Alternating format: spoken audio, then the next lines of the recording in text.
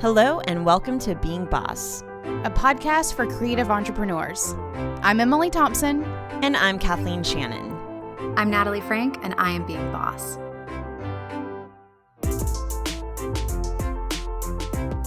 Today we're talking about community over competition with Natalie Franke. As always, you can find all the tools, books, and links we reference on the show notes at www.beingboss.club. Hey there, bosses. We know you're getting a lot of stuff done. You're checking off those to-dos and wearing a lot of hats in your creative business. But just because you can do it all doesn't mean you should. Take accounting. You know it's an essential part of your business, but becoming a self-taught accountant is only going to distract you from what you really want to be doing all day. FreshBooks Cloud Accounting will allow you to save your time and energy on administrative tasks by making keeping track of your books ridiculously easy. FreshBooks keeps your money organized with easy-to-use features like invoicing, time tracking, creating estimates, tracking expenses, late payment reminders, project collaboration, online payments, and so much more. So whether your creative career is still a side hustle or you're fully supporting yourself with your entrepreneurial endeavors, FreshBooks makes being boss a whole lot easier. Get a free 30-day trial of FreshBooks right now. Go to freshbooks.com/beingboss and enter Being Boss in the How Did You Hear About Us section. Natalie Franke Hayes is an entrepreneur, mobilization marketer, community builder, and neuroscience nerd. As one of the founders of the Rising Tide Society and the head of community at Honeybook, she leads tens of thousands of creatives and small business owners while fostering a spirit of community over competition. She lives in San Francisco with her husband, consumes copious amounts of coffee every day, and enjoys traveling to new cities with a camera in hand. Natalie, we are so excited to have you on the show. You get requested all the time. People are like, you have to talk to Natalie. Aww. So we're so excited to finally have you on. I'm so honored. I am so honored to be on this show. I have been a fan of y'all for a very, very, very long time, and I love what you're about, and I love how you empower people, and I'm just honored. I really am. I'm so honored. Well, I think that we share a lot of values. You know, one of the things that we were saying early on is a rising tide lifts all boats, and we've always been about community over competition, and people are like, okay, you literally need to talk to Natalie of Rising Tide, duh. And so for those of our listeners who aren't familiar with you or your story, can you give us a little bit of background like on your entrepreneurial journey and how you got, like, tell us where you're at now and how you got there? Absolutely. So I was raised by a single mom in a small town just outside of DC. I mean, it was sort of an upbringing where I was always encouraged to try new things and explore and discover. And when I was going into the final year of high school, heading off to college, I discovered photography. And I also discovered that unlike a lot of the other jobs that I had worked up until that point where I punched in a time clock and then punched out when I was done, photography was a way that I was able to make money that was on my own terms, that allowed me to do exactly what my heart wanted. I was able to connect with people. And long story short, I fell in love with the craft, the ability to capture images, and the business, the ability to actually monetize this passion that I loved.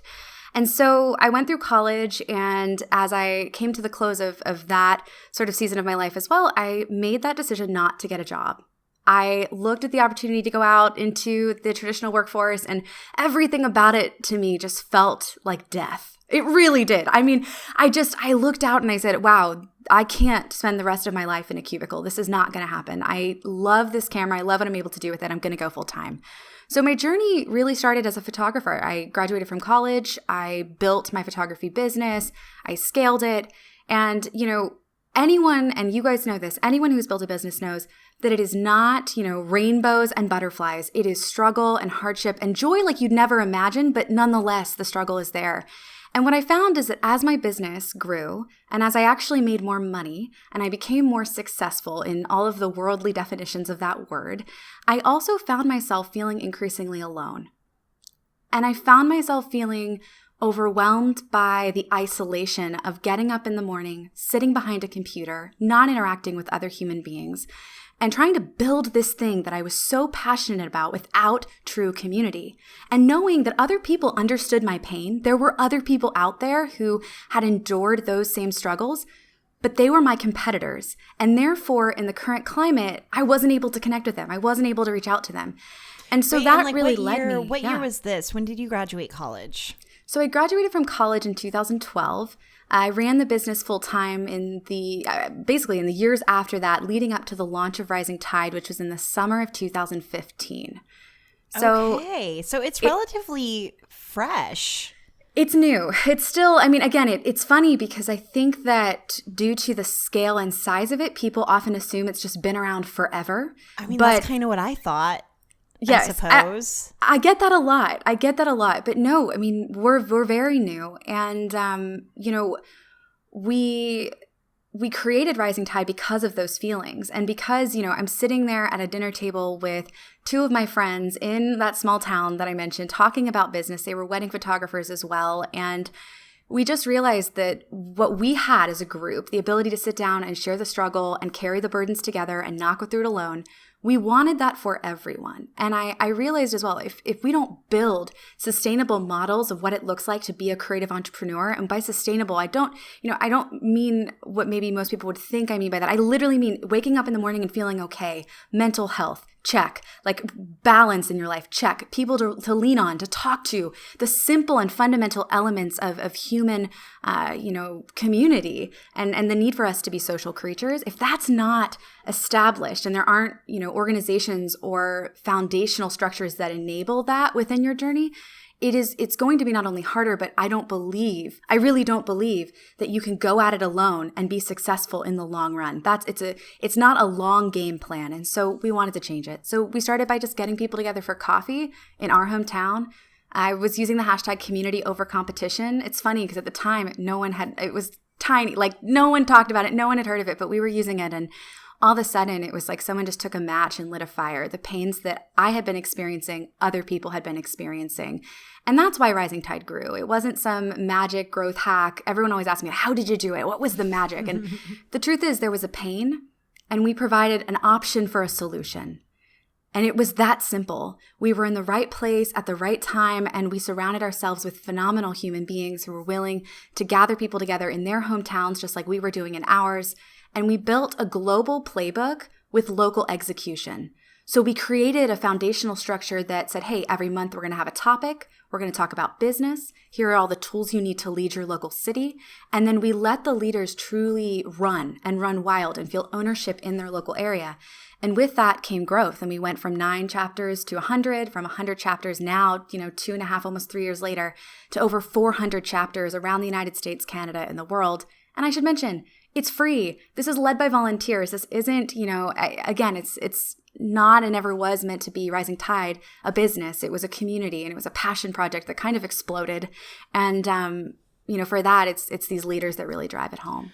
Okay, I have so many questions about that because as we know, community engagement takes a lot of resources. Yes. And so while it's not a business, you do have to make some money in order to just organize that and make all that happen. And I think community has become such a huge aspect to how creative entrepreneurs do run business, whether they're a part of a community or trying to build community themselves. I think it is an essential component that we've all seen is imperative, right? Either finding your business bestie or a group of people or a mastermind or something like Rising Tide. But I want to rewind to the building a photography business while you're in college, because I can just imagine like some college students listening to this and being like, wait, what? How? Right?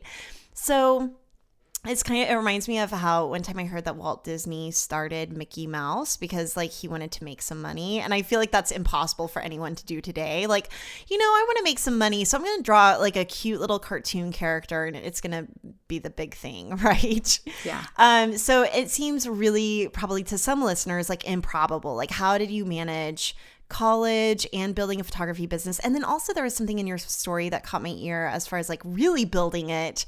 Like, did you feel like you weren't actually building a business while you were in college, and then after you graduated and chose not to get a job, that's whenever it became real deal? And like, how did that mindset shift really affect things? So that's a lot of questions. I'm so bad about like asking a million questions in like one question. I will do my best to answer the million questions too. Look, here's the reality. I built that business in college because I didn't have another choice. I mentioned being raised by a single mom, and I started working from the day I was able to get a worker's permit. My mom sacrificed so much for my sister and I. And, for me, it was never a question of whether I would work during college. It was, more of a necessity. So like I said, I had options. I could go work at a department store, I could work at a coffee shop, I could work at a restaurant, or I could photograph. And I chose to photograph. So for me, it wasn't really an option. I knew I needed to generate income. And I should say too, I paid my way through school. I had a lot of support from financial aid, but I also paid off all my student loans with that business. So it was, not a fun hobby for me. It was really something that I needed. And actually, I will add this too. My first year of college, I was at almost on, not quite a full ride, but nearly a full ride at a state school. And as that business grew, I realized that I could actually afford to go to a private college, and I transferred my sophomore year to Penn. And I never would have been able to do that had it not been for that business starting to take shape. It came with sacrifices. I was in a sorority, but I missed nearly every event because I had to take the train on Friday nights back down to Baltimore to shoot weddings on Saturday and take the train back on Sunday to make it to my class for Monday. And I did that for years.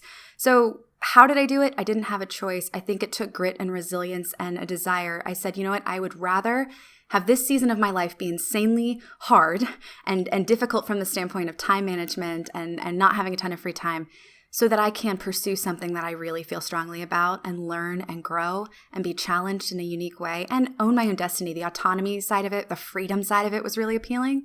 Then just go work for somebody else. Not that there's anything wrong with doing that. It just wasn't in my DNA. And, I kind of blame my mom. Like I watched my mom hold everything together in our lives, and just her amount of work ethic and her just ability to persevere, I think really shaped my perception of what I was capable of. And so therefore, I never really allowed myself to sit on my laurels. I was constantly working for good and bad. There's pros and cons to that, by the way. Totally. Wait, and so what was your major in school? So I majored in visual neuroscience and psychology of seeing. So I was in a particular program that studied the visual cortex of the brain, and we focused on, how we perceive the world, how we see it, understand it, and interpret it.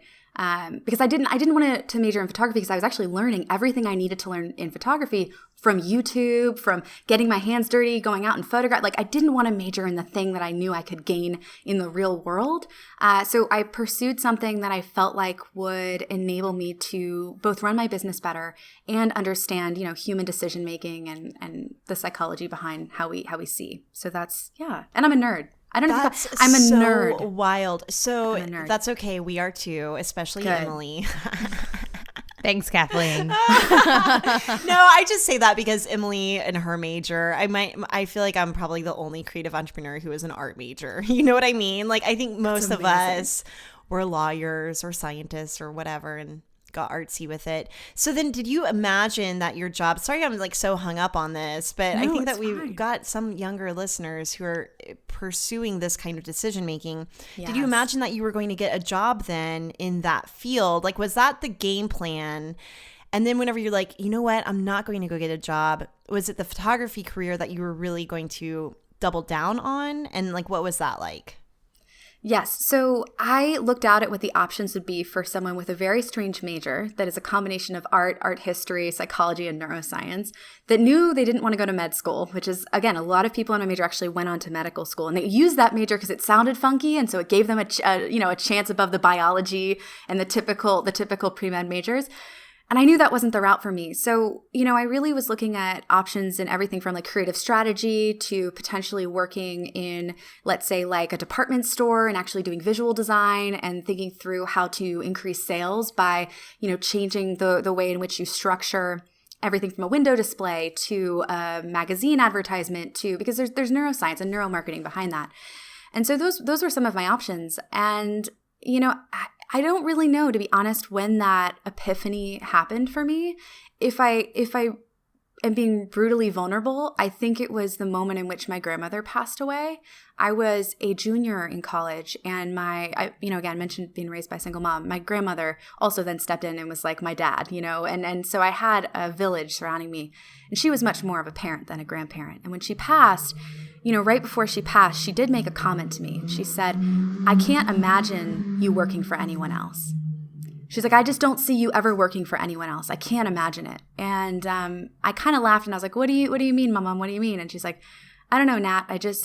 I just want you to be happy. And I don't see you ever being happy for somebody else. And, it was a fleeting comment. It was maybe 3 weeks before she passed away, but something about it just hit me. And I think, I can't really say like, when did I decide not to go get the job? When did I decide? I think it was the moment I realized my life was short, my time was limited, and I absolutely refused to waste a single second of it. And losing my grandmom, I think, just pushed that to the forefront. And isn't it funny how things like that in our lives tend to do that? I mean, the last couple of years of my life have been just an ongoing journey of that. And, it's something that I think a lot of us go through and can relate to when we just realize how fragile I think it is that life is. And I didn't want to waste a second of my life not giving this a shot. I would have rather failed and have tried than have spent my life asking, like, what if I had done it? What if I had taken this business and not gone the traditional route, And I'd rather try it, fail miserably, make a fool of myself, and then, know that I'd given it my all and I had done it with everything that I had. So, yeah. I love this so much. And I think the thing that I admire the most is how, like, with your dear life, you hold on to the idea that you have a choice, and you like hold on to the fact that you have a choice, and you make it without looking at, or at least seemingly without looking at what so much is expected or what the traditional route is, and simply making the choice on your terms. I feel like so often, especially around like college age, you follow the crowd. Like, people go to college, they do the thing, they go get the job, and it's so much of it is unconscious, I think, where we just follow along and we do the thing. And I think it's so refreshing to hear someone who saw all along that you had the choice and also made it. Thank you. That's really kind. Okay, so the photography business, let's stay on our timeline here. I'm so curious now. So then after college, you got the photography business, and are you still doing photography? So like, what's happening now? Secretly on the down low, I will tell you that I am still shooting a little, but not professionally. So I have a wedding coming up in a couple weekends for a friend, and I obviously use the skills that I've gained in that period of my life for different things. And I photograph around the office, I shoot for fun, and I do some brand campaigns and things like that. But no, I actually now have transitioned fully into this new role of being head of community and working in tech and leading Rising Tide. So it's very different. Again, it's not anything I think initially foresaw. And this idea of giving yourself permission is interesting, because I think I just have a tendency, whether it's good or bad, to just make my own way.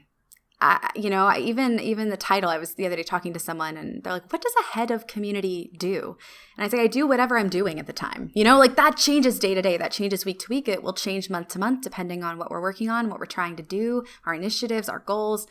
So would you say that's like technically a day job, being head of community? Okay, so tell us a little bit about that. So you were like, life is too short, I'm doing it on my own terms. And I do find that this hybrid is happening so much now, where people are realizing that they can do more in the context of an organization where they do have more resources available to them than just going it alone, right? And so tell us a little bit about that decision.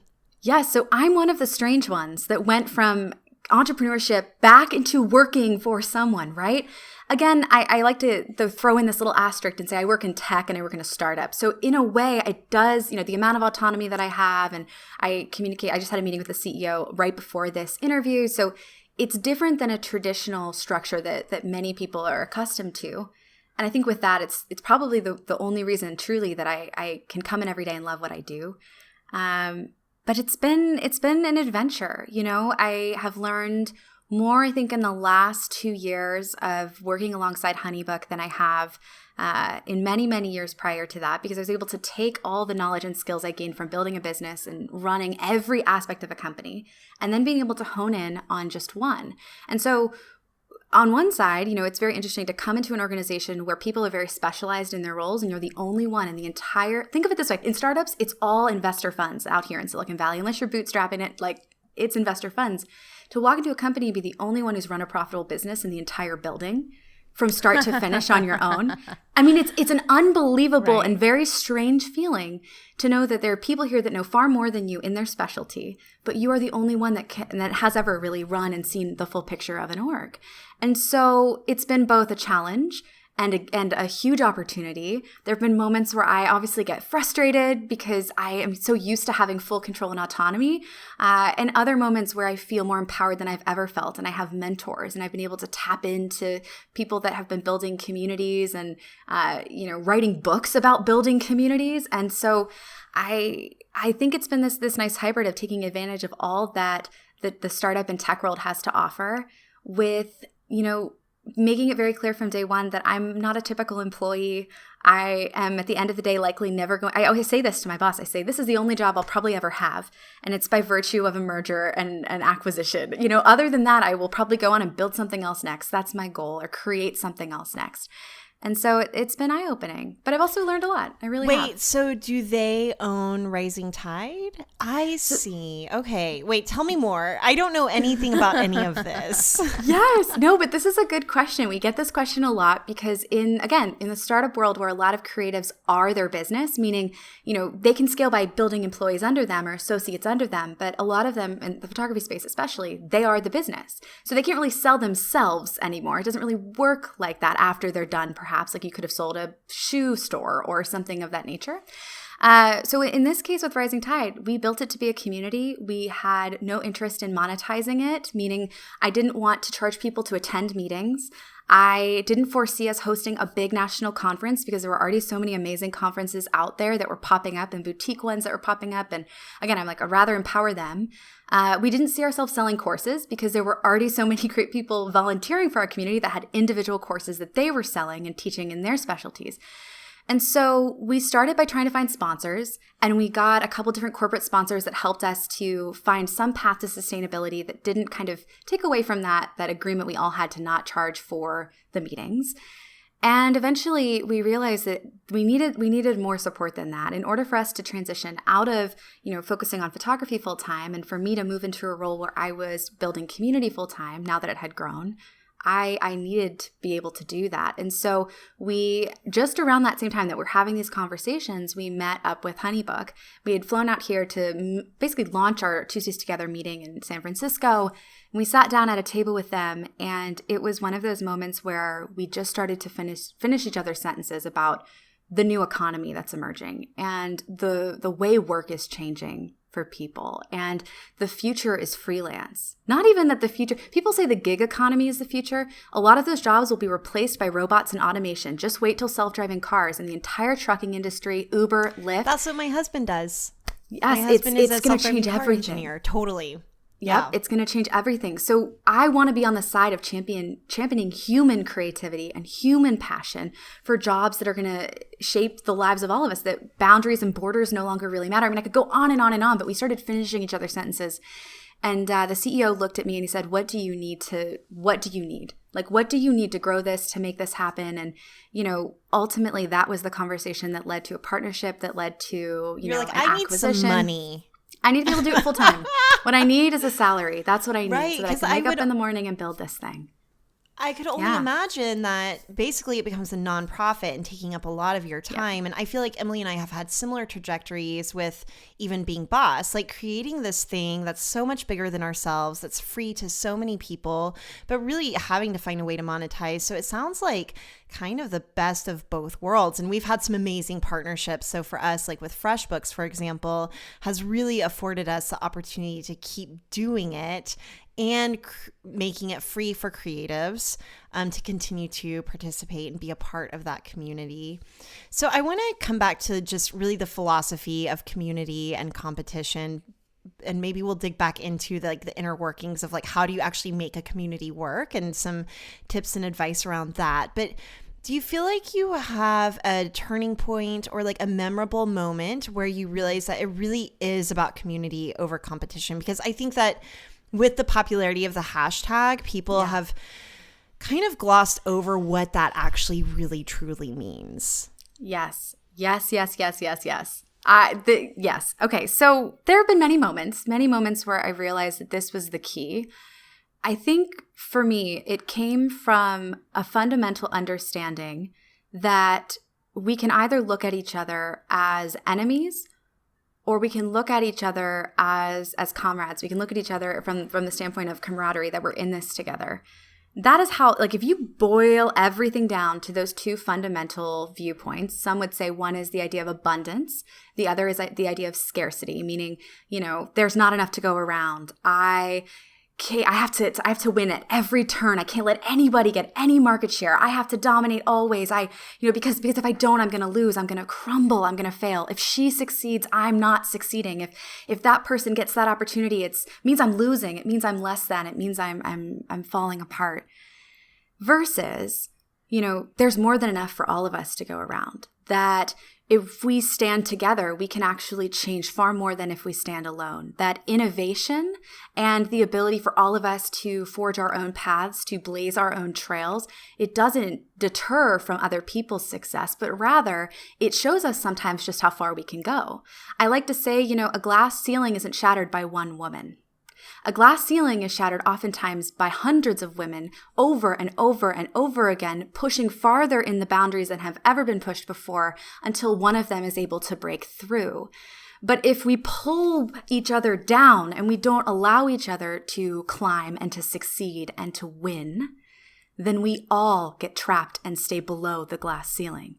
And I think that has always been a mentality for me that I've shared, in my local town. When I would bring up an apprentice for photography, people would say, oh, but what if they steal your business? What if they learn all your secrets? And I say, what if they have something to offer me that I've never thought of? What if they know how to do something in marketing or social media because they're a little bit younger that I haven't learned yet? And so the mentality has to flip. You have to be able to turn that switch. And one of the biggest misconceptions about the idea of community over competition is that we don't believe in competition, or that I don't champion the idea of competition. Because it's easy to go, well, that doesn't make any sense. How could you not believe in competition? And here's the reality. I do believe in competition. I love healthy competition. Key word being healthy, and also the fact that it's not community without. It's not saying community without competition, or, let's eliminate competition as a concept. It's saying people come first, and the way in which we view competition and the idea of a competitive industry needs to change. It means that we can still, compete for the same business. That's okay. That's healthy. That's, the free market. That's the way the economy works. But it means that we don't step on one another to get to the top. It means that we don't rip each other apart in order for ourselves to look better, to shine brighter.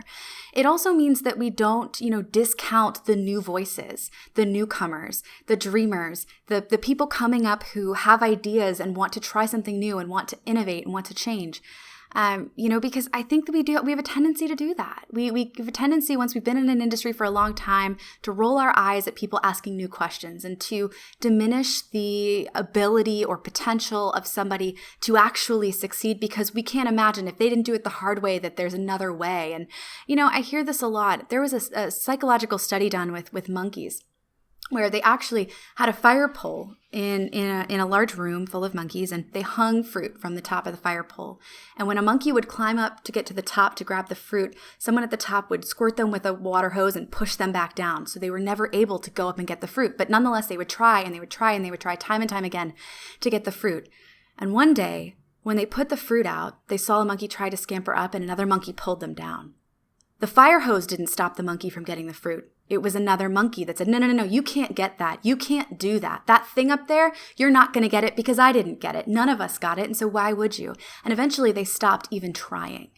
And so the reality here is that this is what I see in the creative world at times, where, we get bitter if we can't succeed at something, and how dare someone else do it? And that's that mindset of scarcity, where what I want to challenge us to think about is this idea of supporting one another in the pursuit of success, and actually championing, people to win and to succeed. And by cheering them on, it doesn't take away from your success. It doesn't diminish your accomplishments or your ability to succeed.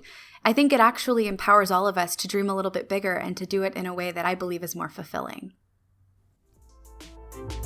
This Being Boss episode is brought to you by 2020, where creative entrepreneurs get authentic, real-world stock photos. If you're looking to tell a true story about yourself or your brand, to deliver an honest message to your audience, the photos you use will matter. 2020 has crowdsourced millions of photos from a community of over 350,000 photographers, all available under a simple royalty-free license. Today, they're offering listeners of Being Boss a 5-photo free trial. To start yours right now, go to 2020.com/beingboss. That's the word 20, then 20.com/beingboss to get 5 free photos. I used to play roller derby, and I loved whenever we would be in practice playing with each other, right? So we would split up our teams, and anyone who's played any sport has this, like these scrimmages, right? Yep. And it always felt so good, even though in the moment we're competing, but to make each other better at our sport, right? Yes. So we're still trying to get those points and knock some girls down, but in the effort of helping each other get stronger and faster and better, right? And so that's kind of how I think of community and healthy competition. And for me also, someone actually recently asked me this about me and Emily even, because we've never had to compete against clients necessarily, but like if there's ever any competition, I'm like, listen, or, my other friends that literally do the exact same thing that I do, is that client might not be a good fit for me. They might actually be a far better fit. And I kind of have enough trust and faith in general that if someone chooses someone else, it's for a good reason. Like, I don't want someone choosing me if it's not a good fit. So I like that. But speaking of scarcity and abundance, so abundance is my word of the year, and it's my word of the year because I'm just interested in exploring that. And I'm reading a book about scarcity. Have you read that scarcity book? No. Do you know what the title is? See, I'm so bad with titles because I'm always reading stuff on my Kindle. So like I never see like the front cover of the book. Okay, the book is called Scarcity. Hang on here. The book is called Scarcity, The New Science of Having Less and How It Defines Our Lives. So It's really breaking down the science, like talk about nerding out on scarcity and the mindset and all of that. You should check it out, but it's really interesting. But I'm curious to hear from you. What are your tactics for really embracing that abundance mindset? Because it is so easy to fall into scarcity and comparison traps and all the things. Even earlier you were talking about like, how do I monetize this thing? And you can kind of see a few of those things come through, like, well, everyone has a course, or well, there's a lot of other conferences. So how did you reconcile that first off? And then like, how do you get into that abundance mindset and stave off scarcity? That can be so easy. Yes. So I like to think a lot of times about where our abundance mindset first comes from before worrying about how do I push the scarcity off? How do I keep myself from falling down that rabbit hole of fear and comparison and, kind of crumbling at the seams? And for me, it comes back to confidence, self-confidence, knowing my worth and my value aren't weighted in the number of followers I have or comments that I get on social media or dollars in my bank account. That my worth and my value is inherent, that it is, unceasing, unchanging, and not tied to a metric that can be easily fluctuated or changed. What's going on over there? Right. Welcome to San Francisco, where currently we have lovely sounds coming from every window. Sorry, you're doing so This great. is real life. Like you were like passionate. I am. And then I'm like, someone's backing up a piece of equipment. This is the life of living in the city and being in the city. I'm sorry about that, guys. But no, you're fine. I mean, it goes back to this idea of self-confidence and self-worth and knowing your value and knowing that it isn't tied to something that fluctuates or is fleeting or changes. I think it's easy for us to equate our worth, whether we're willing to admit it or not, to the way we look, our body type, our ability to adhere to society's definition of beautiful. our, amount of money in our bank account, the degrees or the title next to our name. We like to think that these things actually carry weight and value, and in some ways they do. In a worldly way they do, but we can't allow that to actually penetrate, I think, like the core of who we are. And for me, that's where it starts. It's knowing that, my value and my worth are not tied to those things. Therefore, it's unceasing and unchanging. And from that, affirming myself, and I would encourage you guys, if you don't do this, like anyone listening, have your affirmations, know what you need to speak over yourself and encourage yourself in, and do it constantly, do it frequently. When you see those gaps, those places where you might feel insecure or worried or, feel as though you could perhaps be failing, build that confidence back up by speaking truth to yourself. Speaking it, saying it out loud. It is so important. Writing it down. If you're someone that likes to write it down, you can actually write it down. And so for me, I think that's where it starts. It begins by both acknowledging that my value doesn't change, my worth doesn't change, based on any other metric or someone else's ability to understand that or see it. And then it also then trickles into then how you view other people. And if you can view yourself that way, if you can understand that you yourself are inherently worthy and valuable, you are more than enough, just as you are, then when you look externally, you start to see the beauty in other people. And you start to see the humanity in other people. And that's, for me, where empathy comes in. The ability to actually understand the feelings of another human being because you yourself have endured them, or you yourself can imagine enduring them. And I could go on for an hour about mirror neurons, empathy, and why the internet actually makes this far more difficult. Things like Facebook groups, things like chat rooms, things like forums. They don't allow for mirror neurons to fire in the same way. You're not seeing someone else's pain when someone writes a nasty comment. You're not seeing intention or hearing tone or understanding someone's desire and their humanity and being able to conjure up that true empathy for them. But that is, for me, the secret ingredient. It's empathy. And it's that empathy that arises, I think, from understanding your wholeness and seeing the flaws not only in yourself that you're working to build and fill, but seeing the fact that everyone around you is struggling with their own things. They're enduring their own battles. They're going through life and doing the very best they can. Every step that they step sometimes feels like a stumble, just like it does for you. And they're not this perfect villain that you're putting on a pedestal in the very, very back insecure section of your mind that we like to keep, tucked away and not admit that we all have. And, I don't know if there's a secret formula or a perfect recipe in order to achieve a fully abundant mindset, because I think Right. that we all come into this with our own baggage that we carry from our past and our own struggles that we've endured from the time we were children all the way through where we are now. And so because of that, our approaches to achieving that mentality are going to vary. But nonetheless, I think that there are some key things, and it stems from your heart and it stems from you and knowing your worth. I really do. And then extending that to others. Right. So this idea of like releasing competition in all the areas that it doesn't matter in which you're wasting time. But I want to talk for a second about the areas in which competition is still very good and very healthy, Yes. where you need to be thinking about how it is that you can continue to push yourself further. Absolutely. So there are a lot of places where competition, I think, is actually, I like to think of it as like an accelerant. It's fuel to a fire in a lot of instances. You can look at big industries and look at things like innovation. When there are multiple competitors, products are changing, they're growing, they're getting better, they're improving, they're innovating, versus a monopoly where there's no point to innovate or change or grow because you already own the market. So why bother? In areas of our lives that are similar to that, it could be even when you see other people in your field doing really cool and innovative things, and it just pushes you that little bit further to actually think about, oh, well, what are my superpowers and what are my strengths and how could I change the way I'm doing X, Y, Z? And I think from an innovation perspective, competition is very powerful.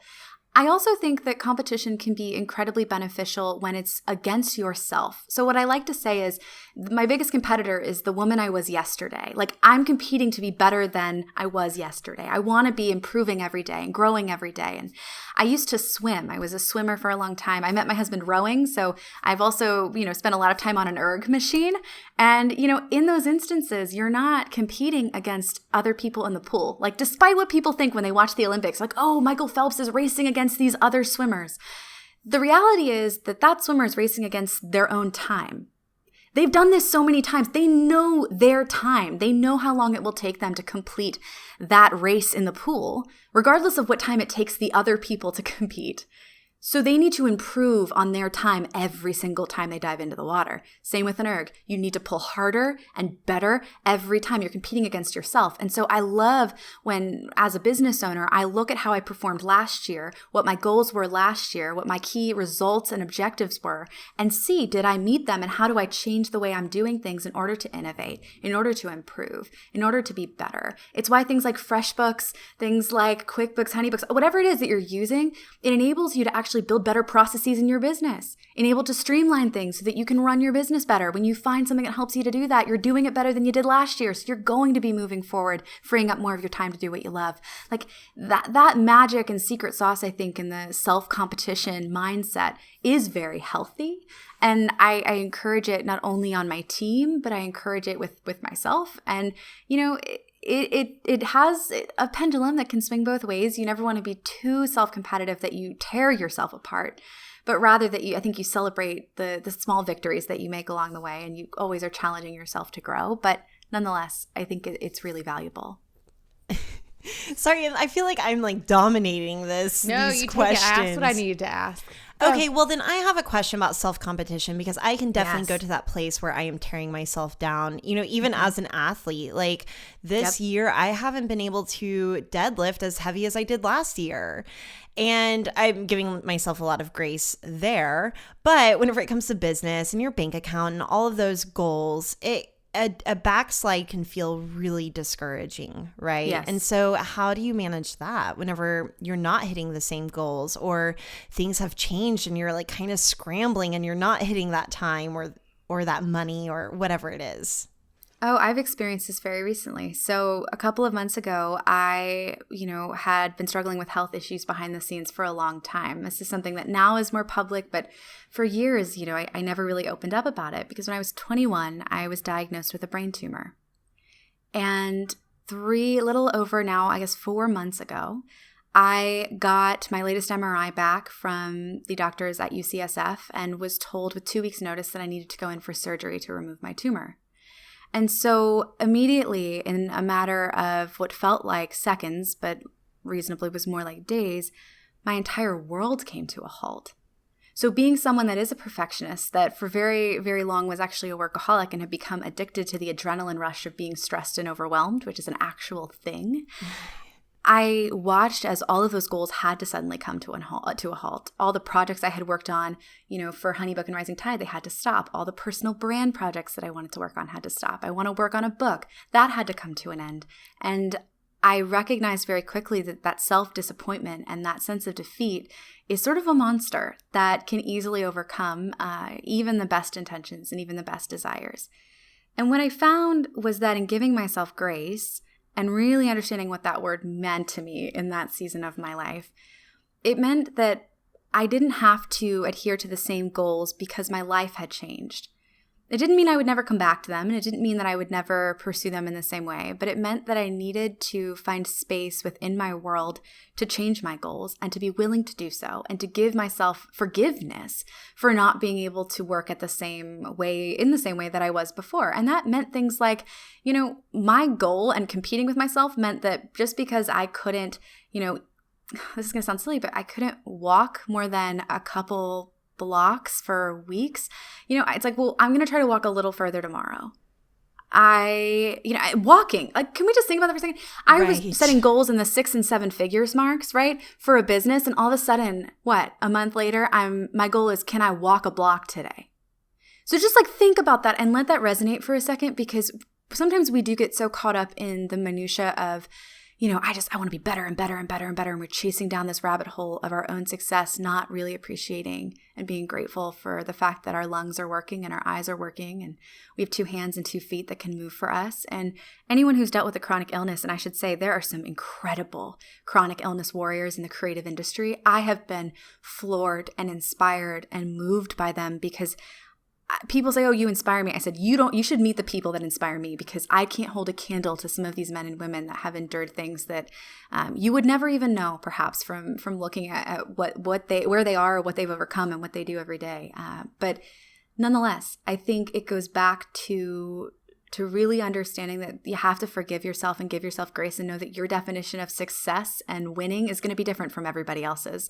It doesn't mean that, you're not going to be able to get back to where you were if you feel a downside in your business or in your personal life or in your health or in your marriage or whatever it is, and you feel yourself retreating a little bit. You will one day get back to where you were in a new way, in a different way. But your success should not be defined by the goals you set a year ago as well, right? You need to be constantly evolving those definitions of success based on where you are in your life and what season you are in your life, and allowing yourself the ability to change, not feeling like you're locked into one particular thing.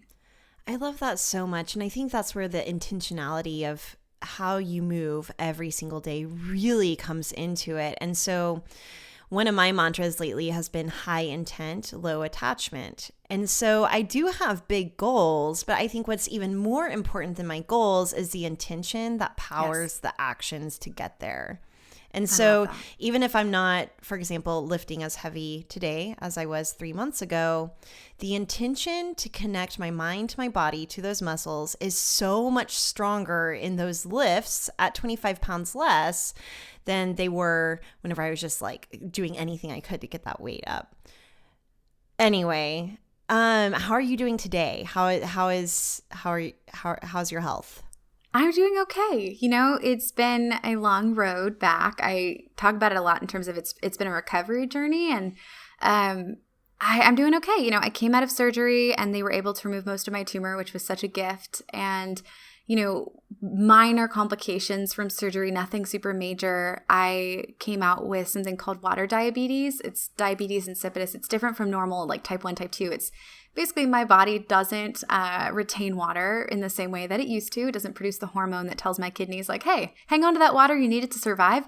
So I'm constantly in a state of being thirsty. And I joke, I'm like, I pee like a pregnant woman. So all of my friends that are expecting, we are constantly making our quick trips to pee, and we're okay with that. We're not ashamed of that at all. But other than that, I'm bouncing back, and I am not the same person that I was before my surgery, and I mean that in the best way possible. I know that the past couple of months have been a really, really rough road, but I would never change this journey for anything. I feel very much more connected to my family and my friends, my faith, what I care about, my business, even from the mindset of it's about my legacy. It's not even about today's, like what I accomplished today. It's about what I'm doing for other people that's going to turn into this, larger legacy and larger ability for world change. And so I'm grateful. I'm doing okay, but it's been hard, but I'm really, really grateful.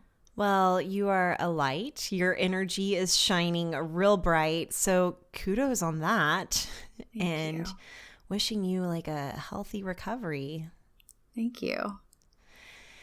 So from the experiences that you've had, whether it's the surgery and you saying that you're a different person today than you were 4 months ago, or maybe even from college or being raised by a single mom, from all of your experience, like what are 3 things that you wish every creative entrepreneur knew, or maybe even if you had to like give yourself 5 or 10 years ago some advice, like what would that be?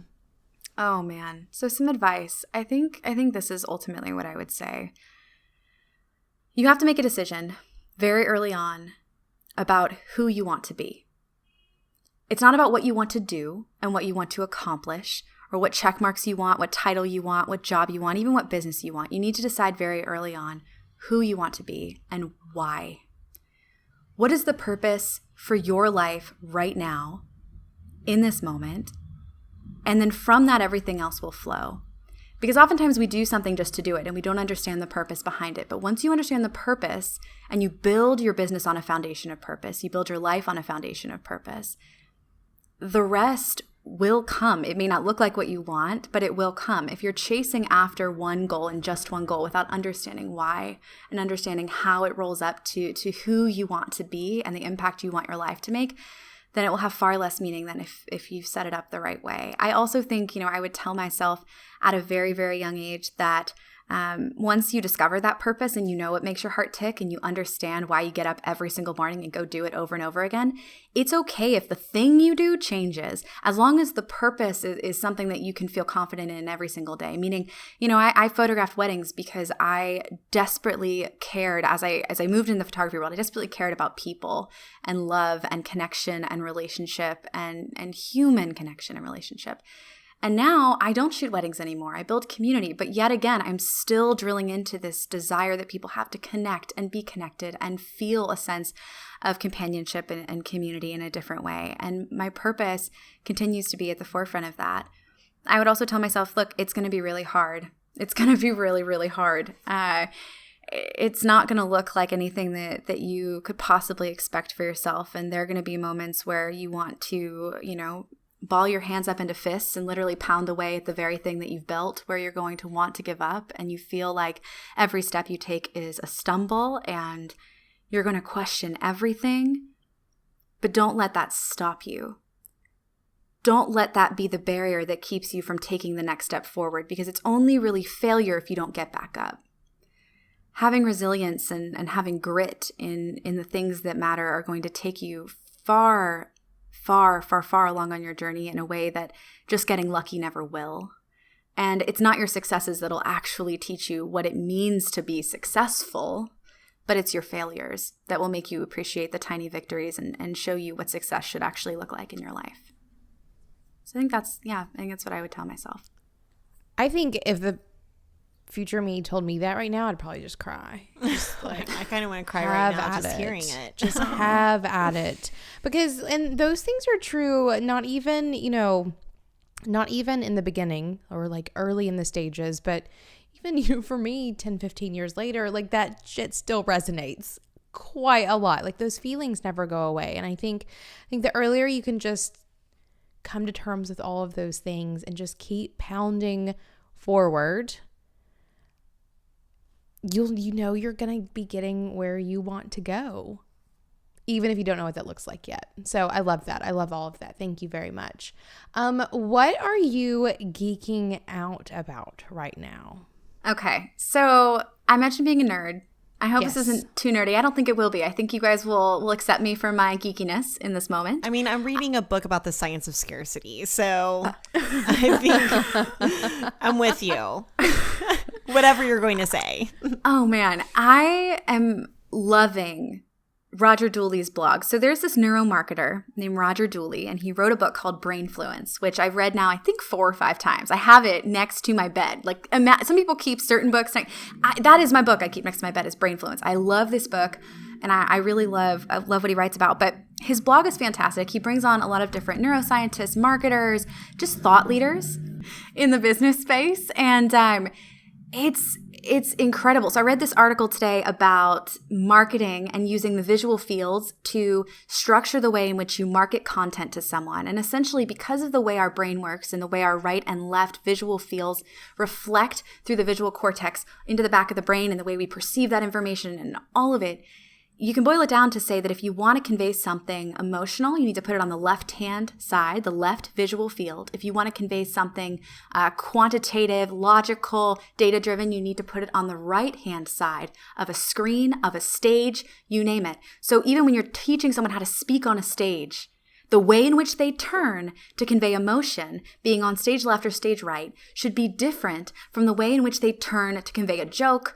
or a logical fact or something of that nature in order to better resonate with the audience. And so I'll find a way that we can share this with anyone listening. But this neuroscience blog, it just blows my mind. It blows my mind. I'm super geeking out about it. I loved reading that article, and there are so many more in there just about marketing and business and how the brain works, how consumer decision-making works, and ultimately how it all rolls up into little tactical things you can do right now to change the way that content's resonating and conversion rates are fluctuating in different things you're launching. So yeah, it's awesome.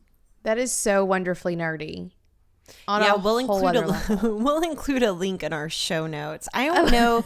I feel like especially with speaking, I'd be like, wait, is it their left? Is it my left?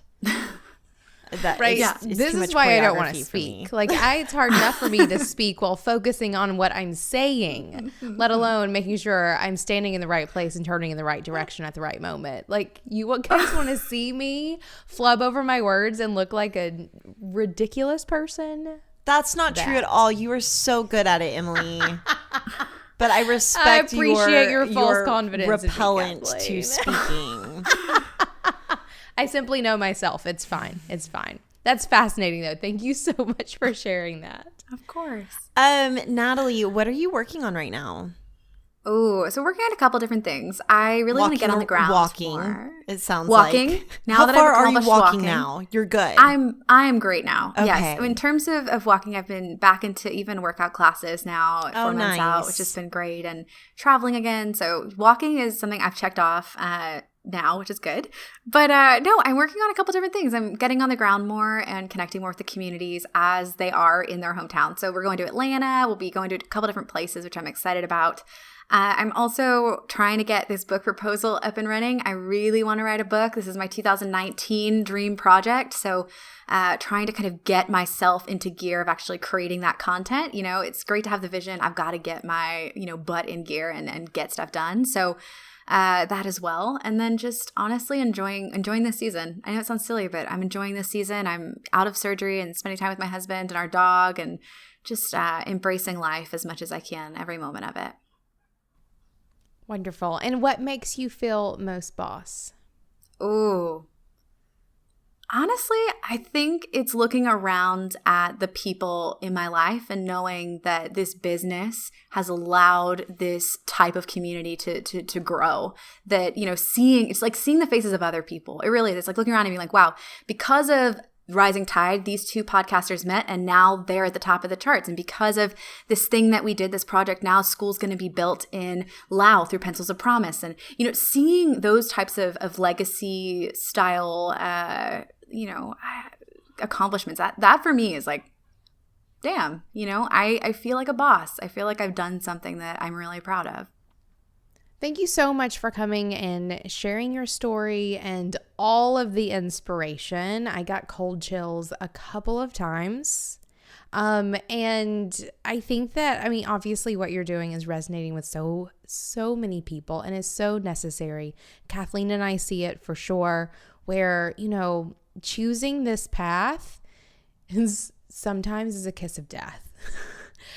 But if you do it correctly, if you build that sustainable life as a creative entrepreneur like you were talking about, it's the perfect solution to so many problems that so many people face. And I love that you've given our community too a way to show up and see that you don't have to do it alone. Well, thank you guys so much for having me. I really appreciate it. And what you've built is extraordinary. Talk about a community. It's really extraordinary. So from one community builder to another, y'all should be damn proud. You've done an incredible job, and I'm just honored to get to share a little bit with your community. So thank you. I know we didn't even get to nerd out on like what it means to build community and how the technicalities behind facilitating that. So maybe we'll have to have you on again to talk about that, because that is definitely something, especially that offline component is something that we've really been passionate about. And if we are doing things online, how do we bring those offline vibes into that space and into our conversations and into our Instagram and all the places. So anyway, Natalie, it's been so great. Thank you so much for joining us. Thank you for having me. Hey bosses, I want to tell you about the CEO Day Kit. The CEO Day Kit is 12 months of focused planning for your business in just one day. So Emily and I have packaged up the exact tools that we've been consistently using for years that have helped us grow from baby bosses to the CEOs of our own businesses. Gain clarity, find focus, get momentum, prioritize your time, make better decisions, and become more self-reliant with the CEO Day Kit. Go to courses.beingboss.club to learn more and see if it's a fit for you and your business. We'd like to give a shout out to our partner, FreshBooks Cloud Accounting. You can try it for free for 30 days, no credit card needed, and cancel anytime. Just go to freshbooks.com/beingboss and enter Being Boss in the How Did You Hear About Us section. Special thanks to our sponsor 2020, who is offering our Being Boss listeners a 5-photo free trial. To start yours right now, go to 2020.com/beingboss. That's the word 20, then 20.com/beingboss to get 5 free photos. Thank you for listening to Being Boss. Find articles, show notes, and downloads at www.beingboss.club. Thank you so much to our team and sponsors who make Being Boss possible. Our sound engineer and web developer, Corey Winter, our editorial director and content manager, Caitlin Brame, our community manager and social media director, Sharon Lukey, and our bean counter, David Austin, with support from Braid Creative and Indie Shopography. Do the work, be boss, and we'll see you next week.